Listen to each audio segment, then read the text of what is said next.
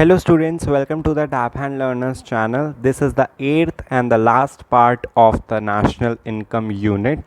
इसके बाद हमारी National Income Unit कंप्लीट हो जाएगी. इस लास्ट पार्ट में हम इससे डील करेंगे कि कौन सा आइटम इंक्लूड होगा नेशनल इनकम में और कौन सा आइटम इंक्लूड होगा डोमेस्टिक इनकम में. बिकॉज ये 6 मार्क में क्वेश्चन आता है आपको न्यूमेरिकल्स के साथ, और में ये क्वेश्चन मिलता है चॉइस में कि आपको आइटम्स इंक्लूडेड वाला क्वेश्चन करना है या न्यूमेरिकल वाला.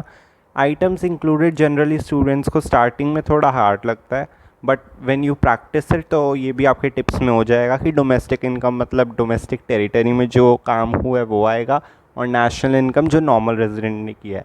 और अभी कुछ स्टूडेंट्स को तो ये समझ भी आने लग गया होगा, बट इसके बाद हम और क्लियर कर लेंगे इसे. So now let's see the questions कि हमें कैसे डील करना है, नेशनल इनकम में कौन सा आइटम इंक्लूड होगा या नहीं, कैसे पता चलेगा. So first question is construction of a new house. किसी हाउस होल्ड ने न्यू हाउस का अपना कंस्ट्रक्शन करवाया, तो ये जो आइटम है ये नेशनल इनकम में आना चाहिए या नहीं आना चाहिए.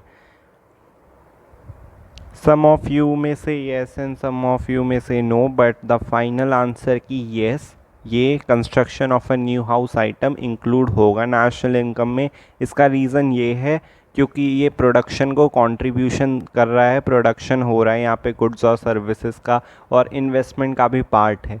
बट अब तक हमने जितनी भी थ्योरी पढ़ी, फॉर्मूलेस पढ़े, तो उसके बिहाफ पे हम ऐसे थ्योरेटिकल अगर हर एक चीज़ को जज करेंगे तो it would be more difficult. But अगर हम इसे मेथड्स के हिसाब से समझेंगे कि ये चीज़ इसमें इंक्लूड होगी या नहीं होगी, तो उसके हिसाब से it would be more easy for us.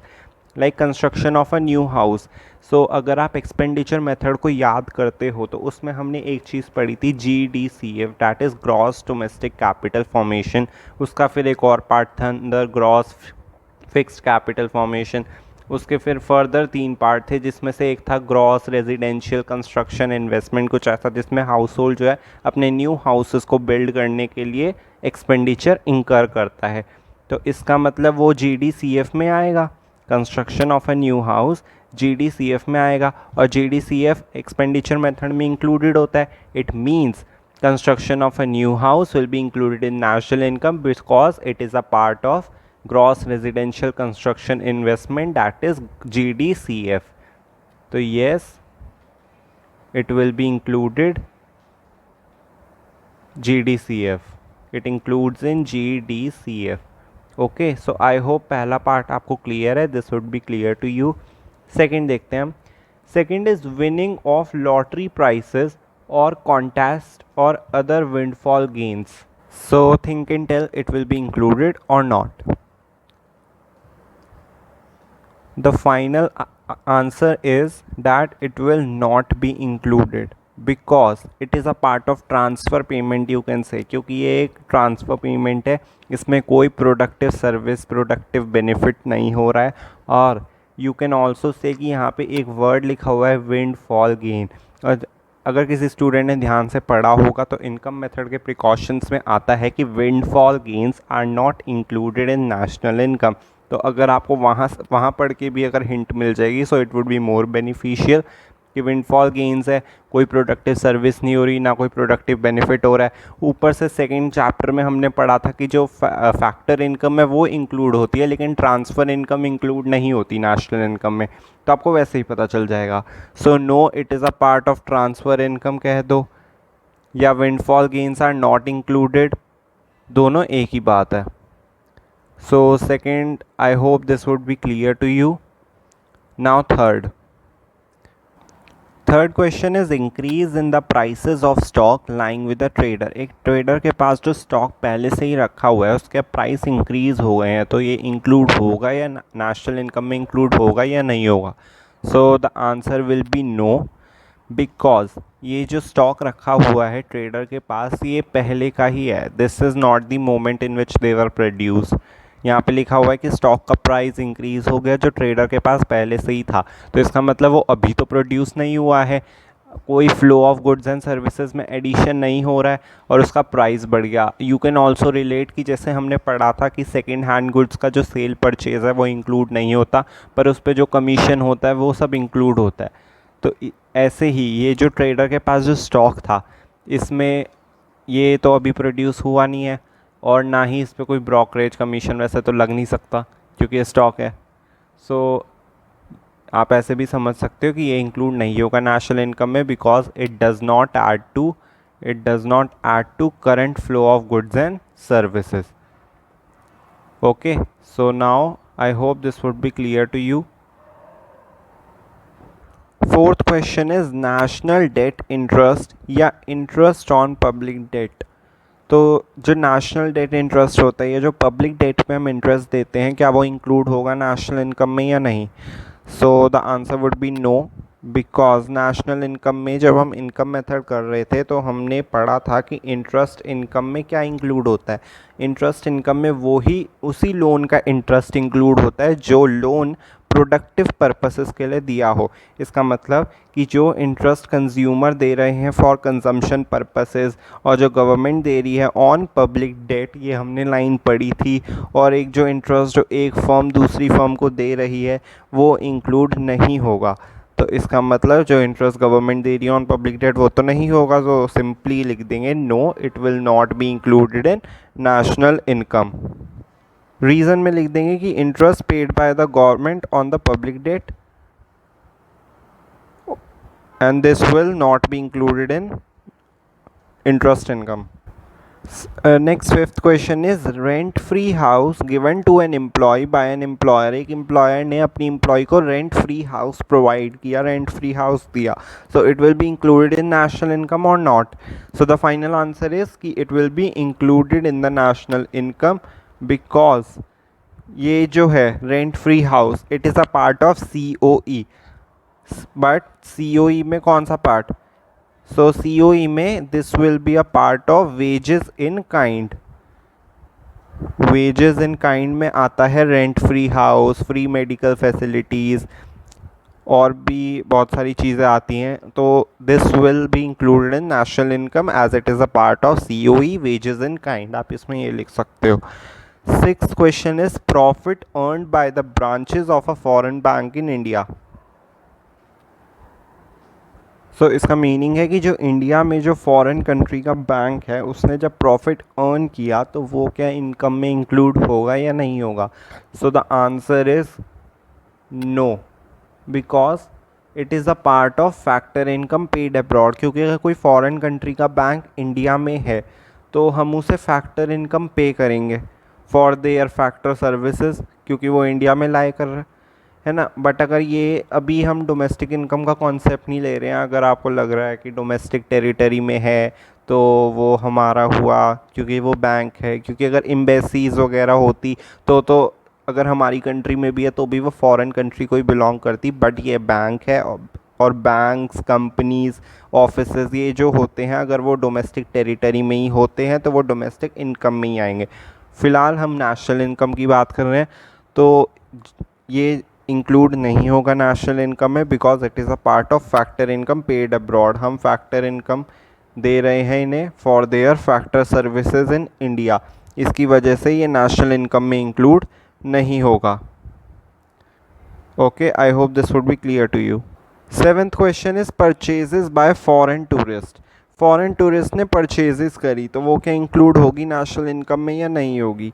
So yes, it will be included, but some students का आंसर होगा कि सर नो, बिकॉज जो फॉरेन टूरिस्ट ने खर्चा किया है वो हमारा PFCE में से जो होता है ना, प्राइवेट फाइनल कंजम्पशन एक्सपेंडिचर, उससे माइनस हो जाएगा। क्योंकि PFCE पढ़ाते टाइम मैंने आपको बताया था कि अगर नॉर्मल रेजिडेंट एक्सपेंडिचर इनकर कर रहा है चाहे वो अपनी कंट्री में हो या अब्रॉड में हो तो वो PFCE में आएगा, लेकिन अगर कोई नॉन रेजिडेंट अपनी कंट्री में एक्सपेंडिचर इनकर कर रहा है तो वो नहीं आएगा। बट अभी हम डिडक्शन की बात नहीं कर रहे हैं, क्योंकि अगर PFCE में से डिडक्ट हो गया इट डज़ंट मीन कि वो एक्सपेंडिचर मेथड में इंक्लूड ही नहीं होगा। अगर वो PFCE में से डिडक्ट हुआ है तो एक्सपोर्ट में इंक्लूड भी हो जाएगा। क्योंकि एक्सपोर्ट क्या है? एक्सपोर्ट जो फॉरेनर्स डोमेस्टिक प्रोडक्ट पे डिमांड करते हैं, फॉर डोमेस्टिक प्रोडक्ट पे अपना एक्सपेंडिचर इंकर करते हैं, वो ही है एक्सपोर्ट। तो इसलिए जो फॉरेन टूरिस्ट परचेज कर रही है वो it is nothing other than export. Yes, it is a part of export. So ये नेशनल इनकम में इंक्लूड होगा। यू कैन सी कि मैं सब कुछ मेथड वाइज कर रहा हूँ कि अगर ये एक्सपोर्ट का पार्ट है तो ये इनडायरेक्टली नेट एक्सपोर्ट में इंक्लूड हो ही जाएगा, और फिर नेट एक्सपोर्ट में इंक्लूड हो गया तो वो जीडीपी में आ जाएगा, फिर जीडीपी से आप एनएनपी आराम से बना सकते हो। तो ऐसे आई कैन एनालाइज कि ये इस मेथड में इंक्लूड हो रहा है या नहीं हो रहा, और अगर आप ऐसे प्रैक्टिस करोगे then it would be more beneficial for you. Next question देखते हैं। Rent received by Indian residents on their buildings rented out to foreigners in India। Meaning कि इंडियन रेजिडेंट जो इंडिया में रहते हैं उन्होंने अपनी बिल्डिंग फॉरेनर्स को दी थी, और अब उन फॉरेनर्स ने रेंट हमें दे दिया है। तो अगर उन्होंने हमें रेंट दे दिया है तो इसका मतलब रेंट इंक्लूड हो रहा है, और रेंट अगर इंक्लूड हो रहा है नेशनल इनकम में तो फाइनली आंसर आ जाएगा yes, because it is a part of factor income from abroad. Factor income from abroad, और फैक्टर इनकम फ्रॉम अब्रॉड तो आता ही है, टू अब्रॉड नहीं आता। Okay, so I hope this would be clear to you. Now ninth question is payment of fees to a lawyer engage in the firm. एक firm में जो lawyer engage है उसकी हमने जब फीस की पेमेंट करी तो वो क्या इंक्लूड होगी या नहीं होगी।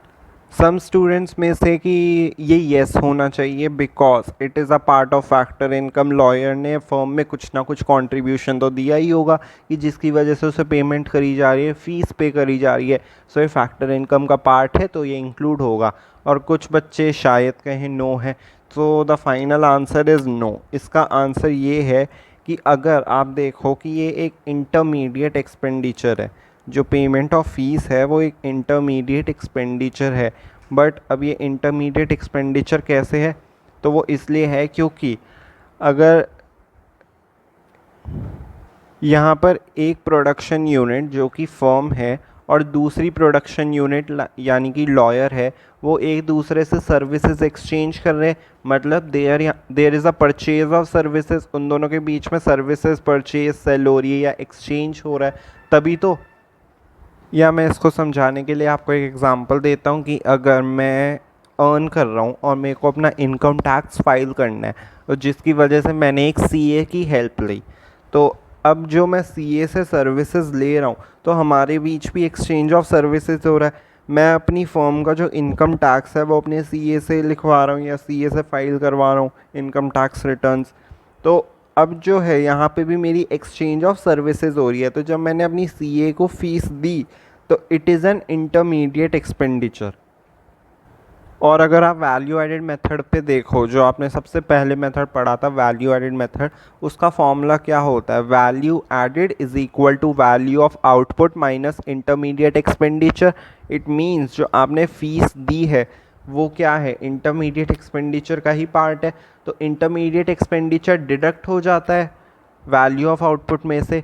इसका मतलब वैल्यू ऑफ आउटपुट में से अगर इंटरमीडिएट एक्सपेंडिचर डिडक्ट हो जाता है, मतलब फ़ीस भी हट जाएगी, सब्ट्रैक्ट हो जाएगी, तो इसका मतलब वो नेशनल इनकम में इंक्लूड नहीं होगी। तो आपको इसमें ऐसे सोचना है। I know this is a typical topic, but practice करोगे तो आपको आने लग जाएगा ये। 10th question is free medical facilities by the employer.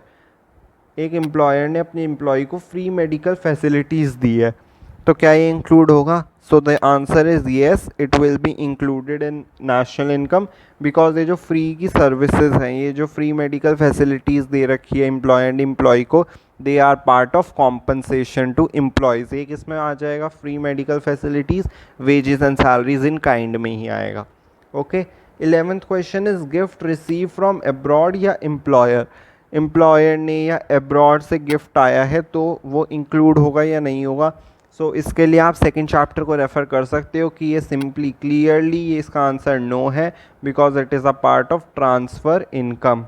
Okay, और 10th क्वेश्चन का है part, it is a part of COE, सो ये इंक्लूड होगा। 12th क्वेश्चन देखते हैं। Profits of Reliance industry from its chemical business in Australia.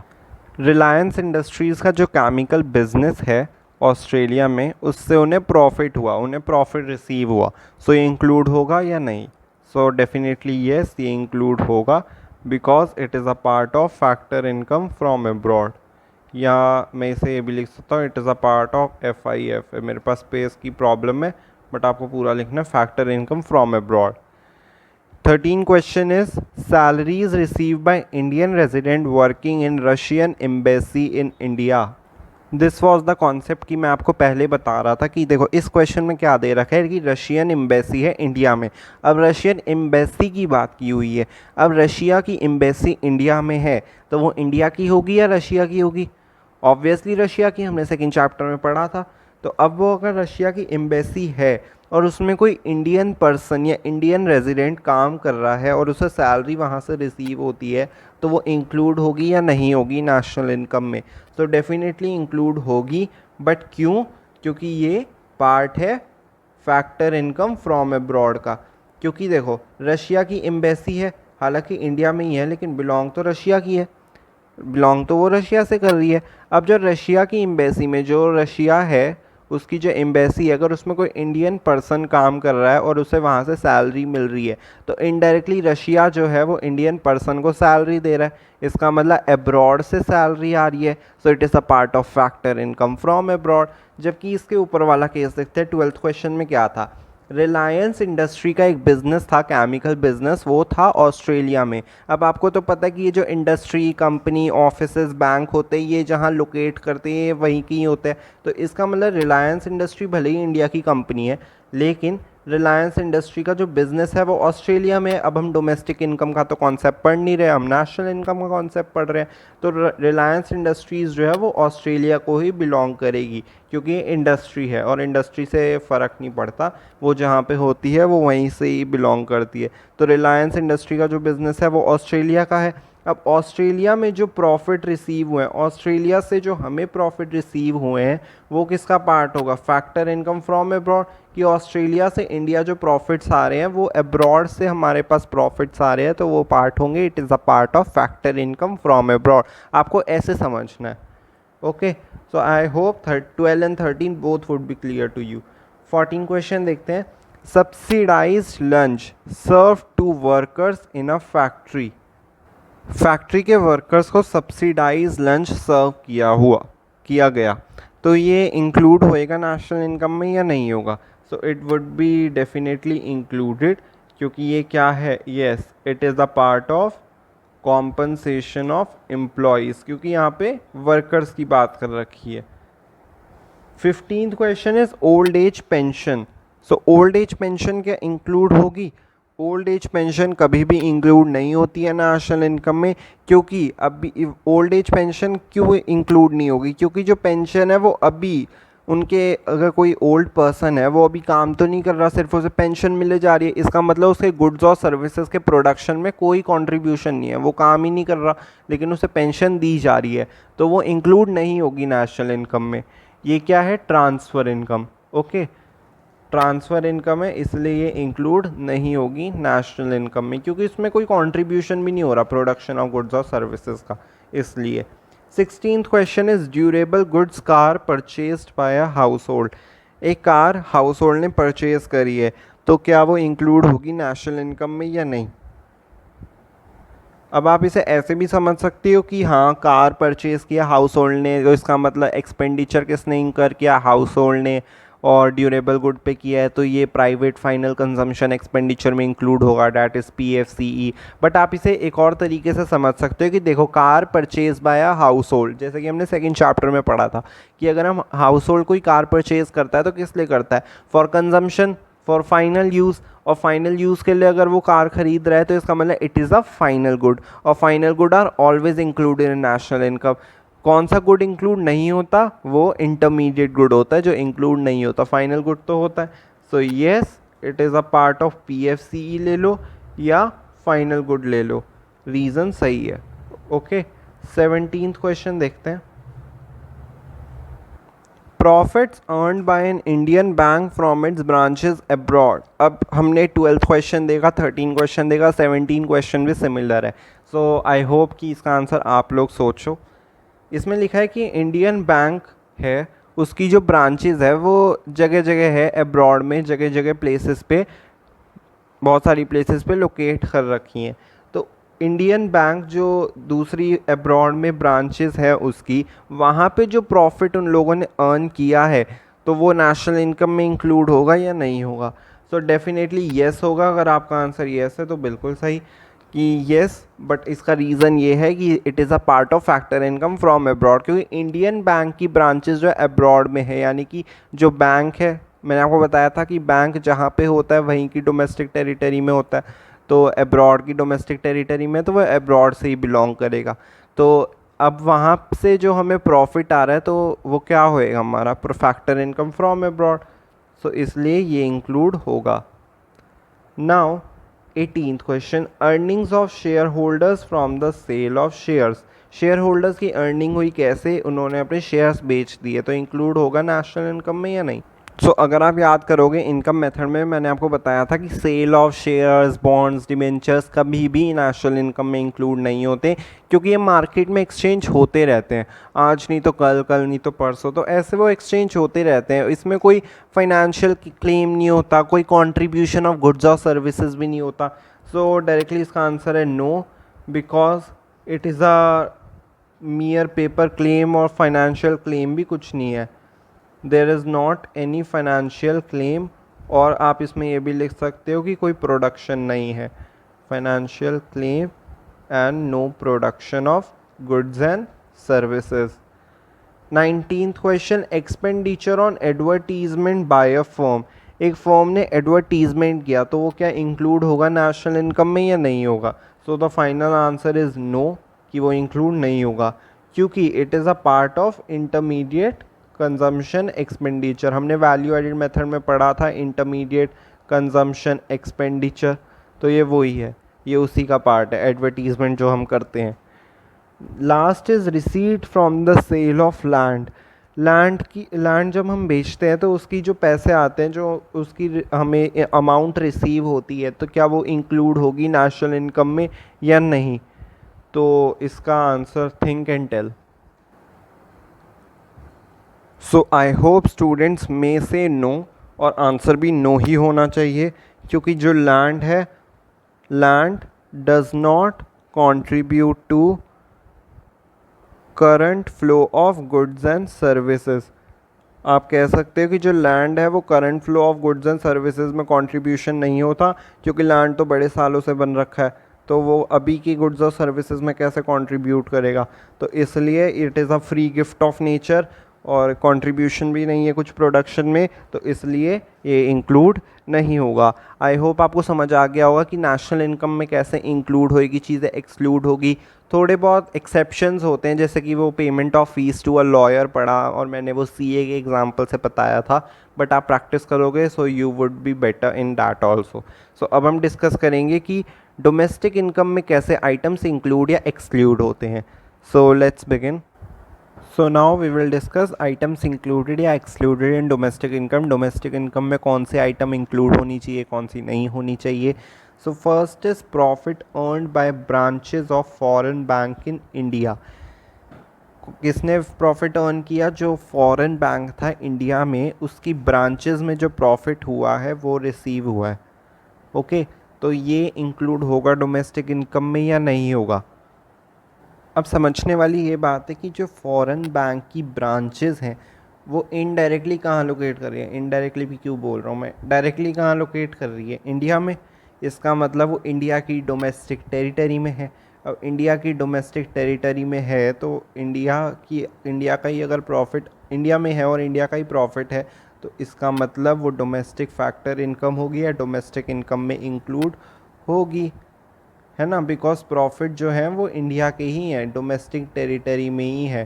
Profits are earned within domestic territory, इसलिए domestic income में include होगा। Okay, second question is profits earned by a resident of India from his company in Singapore. अब इसमें समझने वाली क्या बात है कि जो कंपनी है, इंडिया के रेजिडेंट की जो कंपनी है वो है सिंगापुर में। इसका मतलब इंडिया में तो नहीं है, इंडिया की डोमेस्टिक टेरिटरी में तो नहीं है, सिंगापुर की डोमेस्टिक टेरिटरी में। तो वो कंपनी कहाँ की हुई, सिंगापुर की।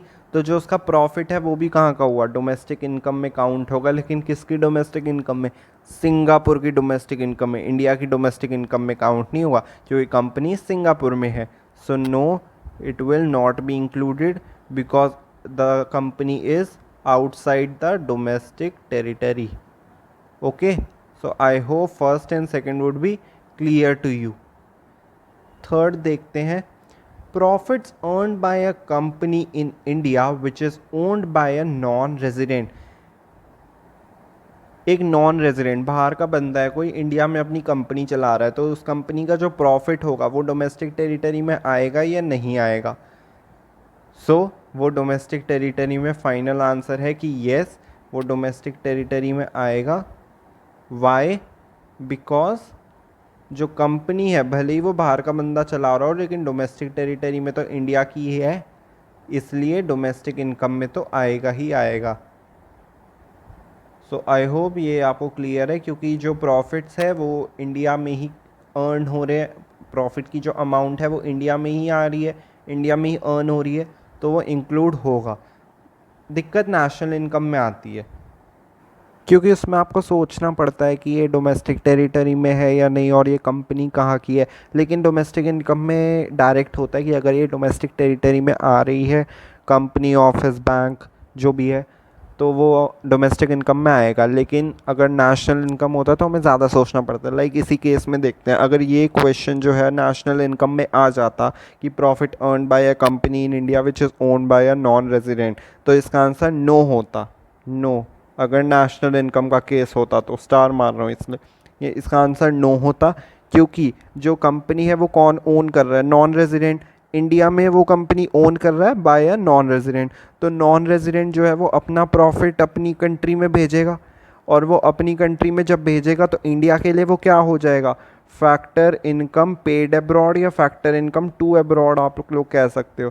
Factor income to abroad minus में होता है, जब हम NFIA निकालते हैं तो क्या होता है, factor income from abroad minus factor income to abroad, है ना। तो मतलब फैक्टर इनकम टू अब्रॉड तो पहले से ही माइनस हो चुका है, तो वो नेशनल इनकम में कहाँ काउंट होएगा, इसलिए नो हो जाएगा। Okay, I hope this would be clear to you.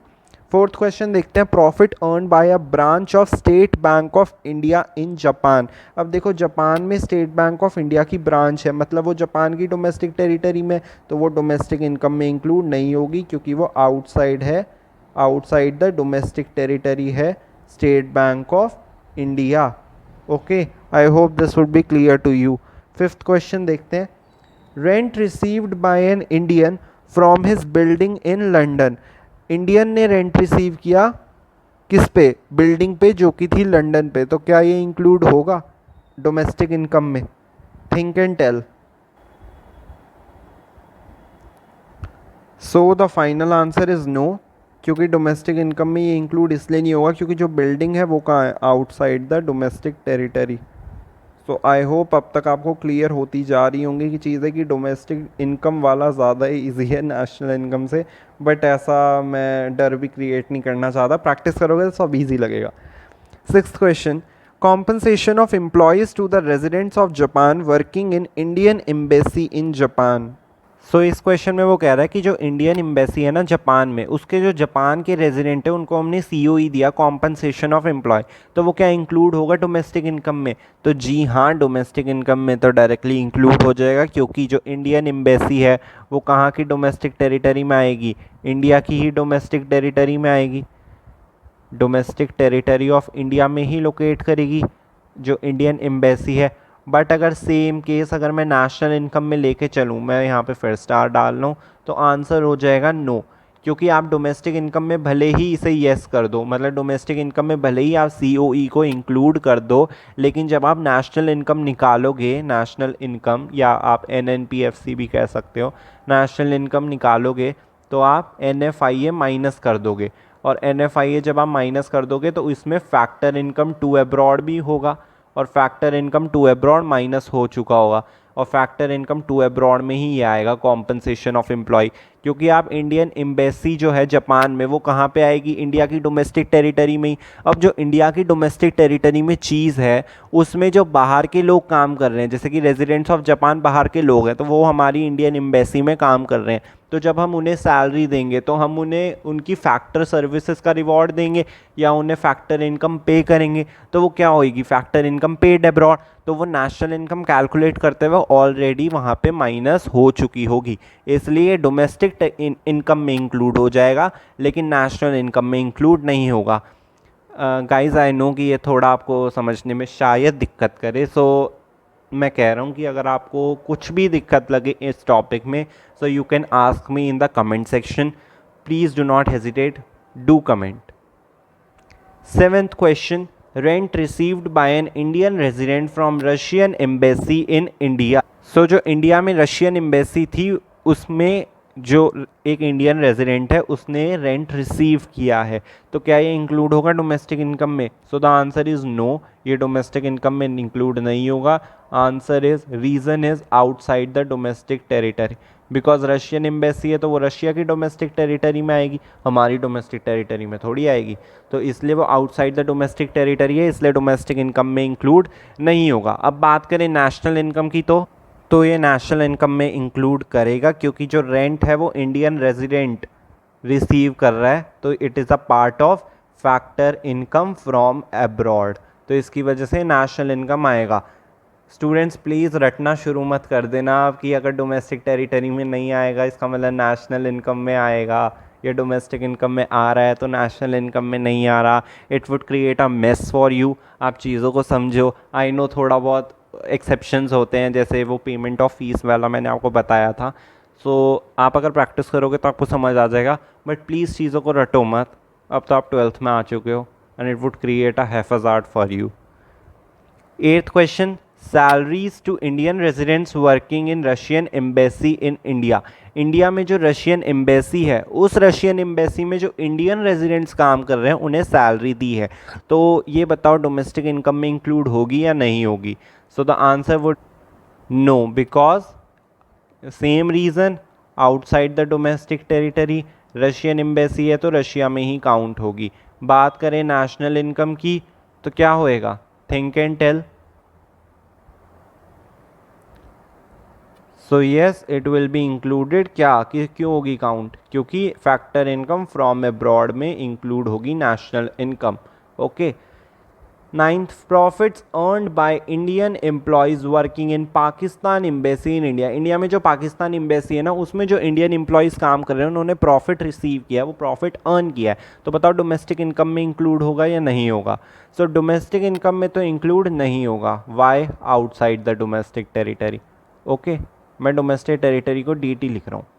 और अगर स्टार करके मैं नेशनल इनकम की बात करूँ तो क्या होएगा, पाकिस्तान एम्बेसी में इंडियन एम्प्लॉयज़ को हम प्रॉफिट दे रहे हैं, तो ये क्या होगा? येस, ये आएगा, because it is a part of factor income from abroad. Abroad से जो हमारे पास इनकम आ रही है तो वो इंक्लूड होगी नेशनल इनकम कैलकुलेट करते वक्त, तो ये यहाँ पर आएगा, प्रॉफिट नेशनल इनकम में इंक्लूड होगा। Factor income from abroad, this is so simple, domestic income में तो बिल्कुल नहीं आने वाला, आपको भी पता है। NFIA होता ही नहीं है डोमेस्टिक इनकम में, सो NFIA is not calculated, so factor income from abroad भी नहीं आएगा। जबकि अगर नेशनल इनकम की बात करें तो ज़रूर आएगा, इसमें तो कोई बच्चा गलत हो ही नहीं सकता, है ना?